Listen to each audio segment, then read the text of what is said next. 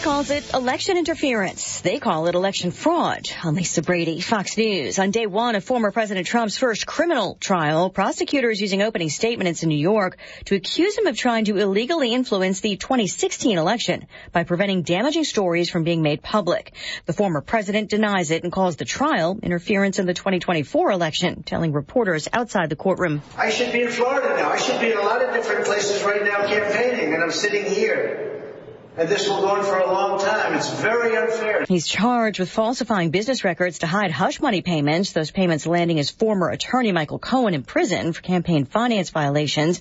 The judge has said prosecutors can't tie Cohen's guilty plea to the former president. Protesters for and against Israel chanting over barricades at each other on a sixth day of unrest at and near the Columbia University campus. We have to respect people's First Amendment rights. However, people should be aware that if you cross that line and commit a crime, the NYPD will respond accordingly. Police spokesman Tariq Shepard. The U.S. Supreme Court considering how far cities can go to crack down on homeless encampments. Can homelessness be a criminal offense? That's one of the questions posed during more than 2 hours of arguments at the U.S. Supreme Court. Is that not what your statute does? The statute does not say anything about homelessness. It's a generally applicable law. It's very important that it applies to everyone. Yeah, I got that, but it's a single person with a blanket. And you don't have to have a tent. You don't have to have a camp. Grants Pass, Oregon attorney Theane Evangelos defended the municipal ordinance to Justice Elena Kagan. A group of homeless people are challenging the ordinance, arguing penalties for sleeping outside in public spaces violates the Eighth Amendment's protections against cruel and unusual punishment. Fox's Jared Halpern in Washington. America is listening to Fox News. Moments like my daughter telling me a new joke mean a lot to me. But after being diagnosed with metastatic breast cancer, or MBC, which is breast cancer that is spread to other parts of the body, they mean even more. I take Ibrance, palbociclib. Ibrance 125 milligram tablets with an aromatase inhibitor is for adults with HR-positive, HER2-negative MBC as the first hormonal-based therapy. Ask your doctor about Ibrance and visit Ibrance.com. Ibrance may cause low white blood cell counts that may lead to serious infections. Ibrance may cause severe inflammation of the lungs. Both of these can lead to death. Tell your doctor right away if you have new or worsening symptoms, including trouble breathing, shortness of breath, cough, or chest pain. Before taking Ibrance, tell your doctor if you have fever, chills, or other signs of infection, liver or kidney problems, are or plan to become pregnant, or are breastfeeding. Common side effects include low red blood cell and low platelet counts, infections, tiredness, nausea, sore mouth, abnormalities in liver blood tests, diarrhea, hair thinning or loss, vomiting, rash, and loss of appetite.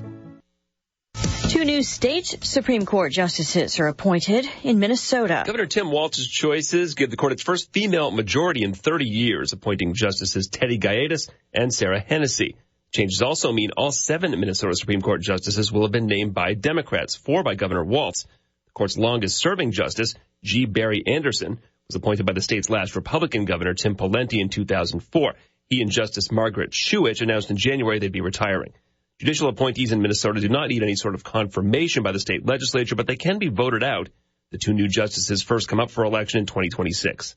Chris Foster, Fox News. Ground is broken on a high-speed passenger train connecting Las Vegas to the L.A. area, less than 40 miles from downtown. Transportation Secretary Pete Buttigieg says when the $12 billion project is done, it will be the first high-speed passenger rail line in the nation. The electric-powered trains will hit speeds of up to 200 miles per hour, cutting the 4-hour trip across the Mojave Desert down to a little over 2 hours. Fox's Kristen Goodwin. The goal is to have those trains up and running by the 2028 Summer Olympics in Los Angeles.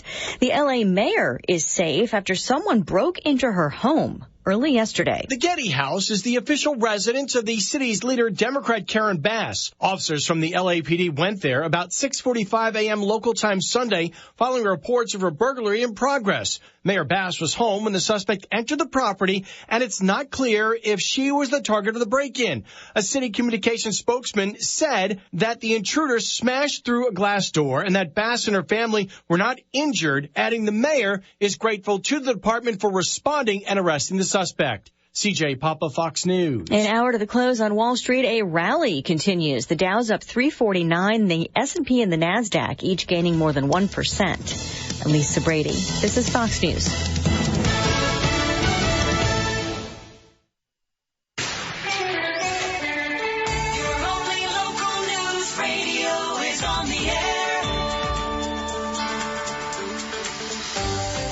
Good afternoon. I'm Andrea Drake with your local and regional news from the Sierra Radio Network newsroom.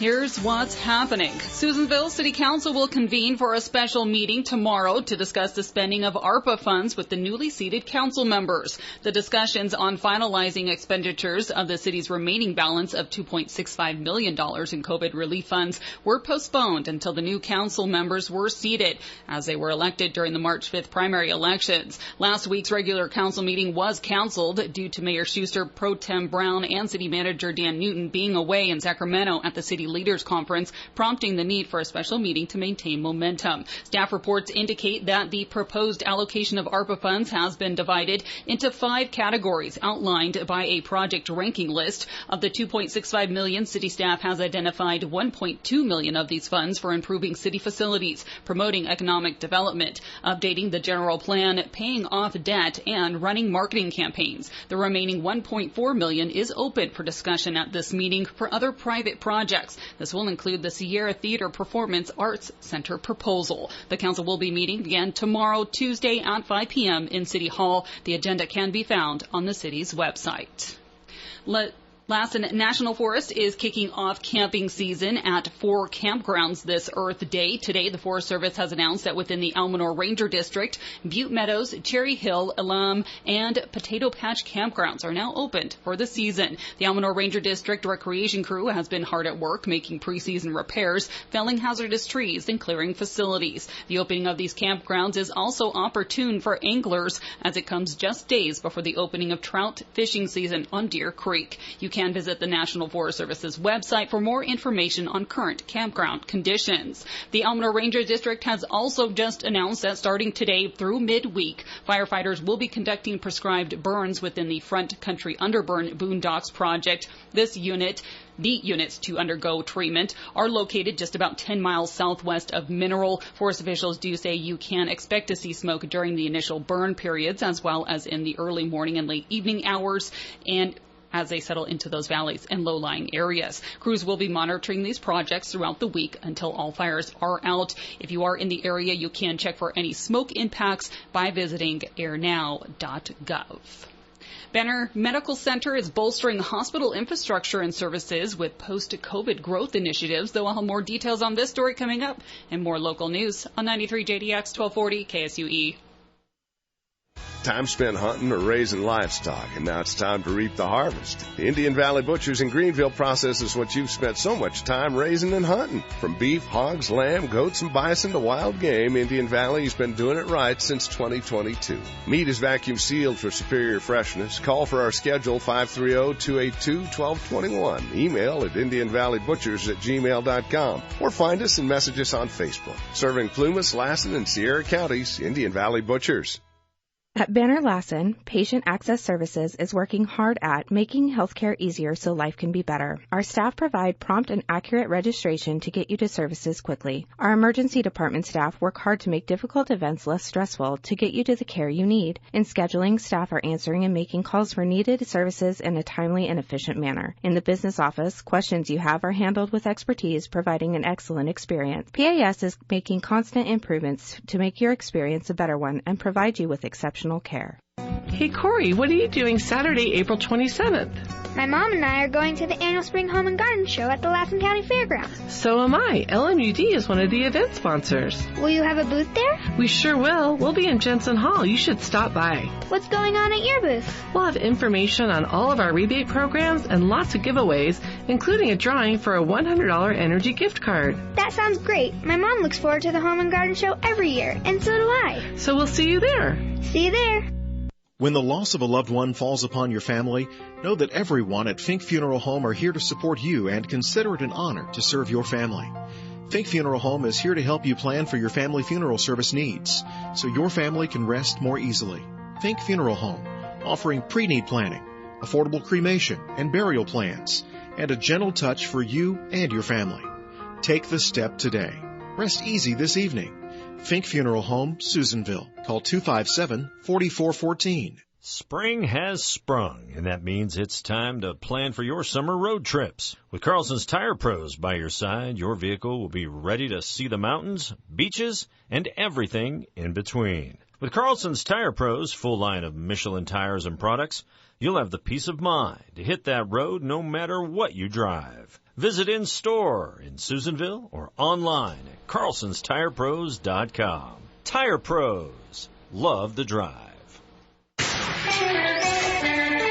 1210 local news on 93 JDX 1240 KSUE. Banner Medical Center bolsters hospital infrastructure and services with post-COVID growth initiative. CEO Sandy Duggar shares the latest happenings around the hospital. We'll have Banner Health investing a lot of capital in our facility this year. We've kind of made it through the pandemic, and it's now time for the organization to start spending the capital dollars again on what it's intended for. So we've replaced our hearing equipment in our Women and Infant Services Department. Our Respiratory Therapy Department received blood gas analyzer, and then we're also working on the purchase of a BiPAP unit for them. Women and Infant Services Department also received 2 new Panda warmers, which is warmers for new babies. Our OR team has received a lot of equipment, or in the process of that. So we're replacing 2 of the sterilizers. So that's what sterilizes all of the surgical equipment. And then also purchasing a new colonoscope. And then imaging is getting some equipment in addition to the CAT scan unit that they have coming.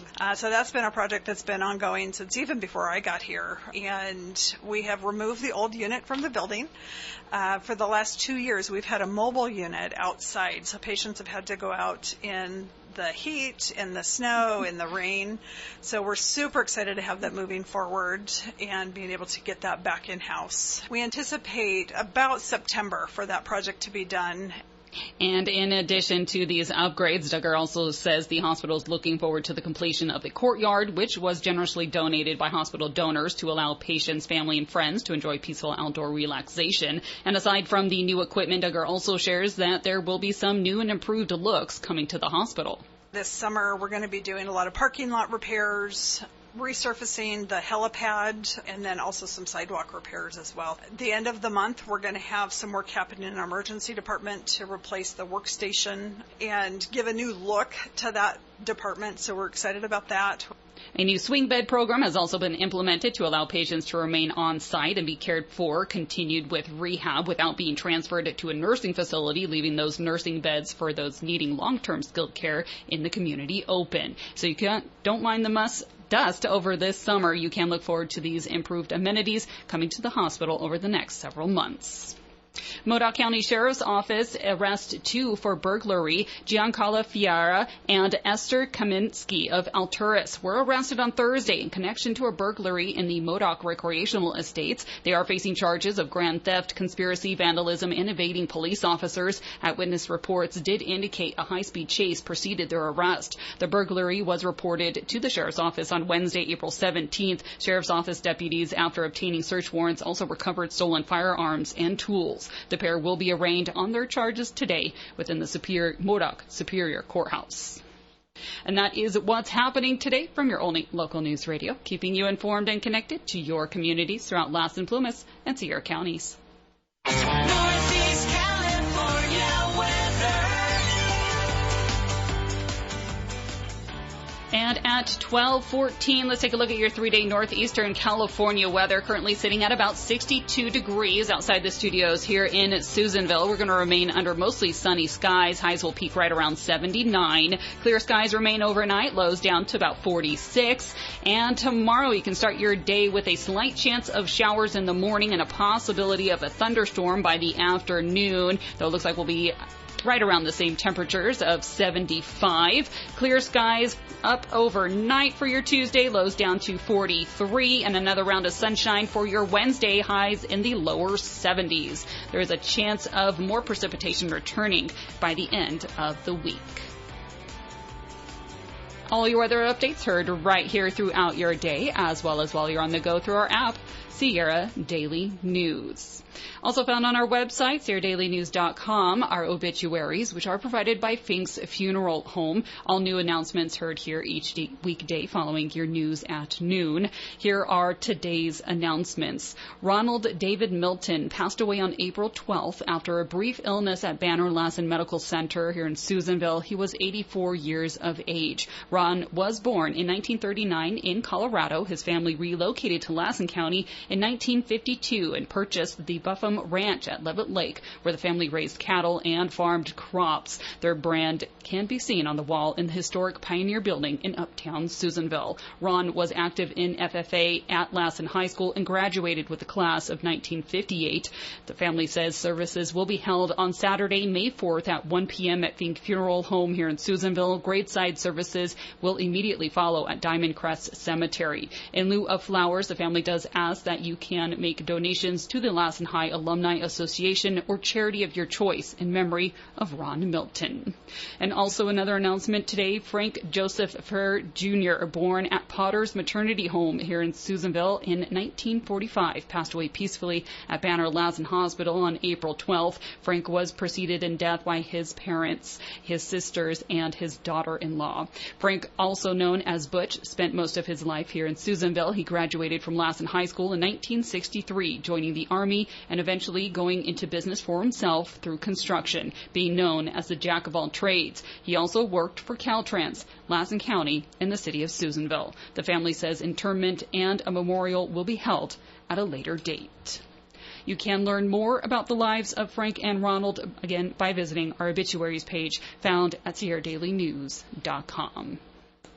Those are your updates for this Monday afternoon. Of course, we'll have more local news coming up for you on Live at 5 with your hosts Amanda and Aaron. And you can join the 5 team as they welcome Stephen Soto with the American Legion Tommy Tucker Post with all of those details about the upcoming Lassen County Veterans Stand Down and much more. Again, don't miss that conversation right here back at 5. And also make sure you mark your calendars for this Thursday following Swap Shop at 9 a.m. Join me and my special guests, Beth Seiler and Rhonda Hall, for a special viewpoint hour on disability awareness. You can join us as we delve into the diverse experiences and perspectives of individuals living with disabilities. This hour is going to be more about just challenges. It's about celebrating those abilities. We'll also be discussing interventions that have helped our guests, as well as providing valuable insight into what doesn't work, and importantly, they'll offer practical suggestions on how others can truly make a difference, sharing actions that are not only helpful but deeply appreciated.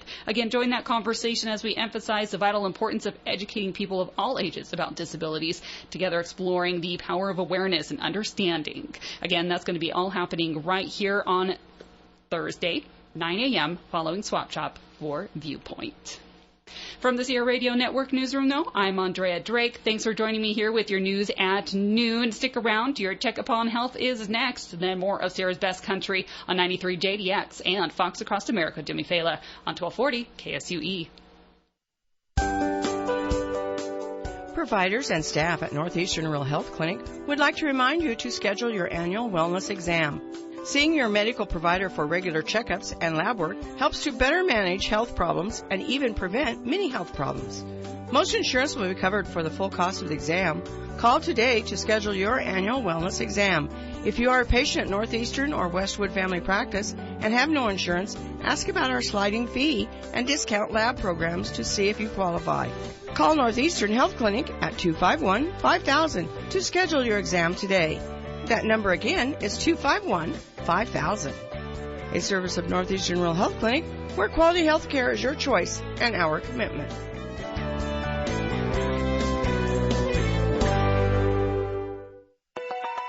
Check Up on Health with Chris Whitting. Can fasting, in effect, reboot your immune system? Those are the findings of a study by Walter Longo, a professor at the USC Davis School of Gerontology. This particular study, a lot of it done in mice, but also a component done in humans, suggests that fasting can cause the immune system and the stem cells that give rise to the immune system to switch into a regenerative mode. And in fact, this regenerative mode ends up in either rejuvenated immune system or a immune system that has a healthy level of cells or components. As one example, chemotherapy saves lives, but it also causes significant damage to the immune system. In a clinical trial involving a small group of cancer patients, Dr. Longo's team found that fasting for 3 days before receiving chemotherapy protected them from its toxic effects. With Checkup on Health, I'm Chris Whitting. I'm getting vaccinated with Prevnar 20, a Pfizer vaccine. So am I.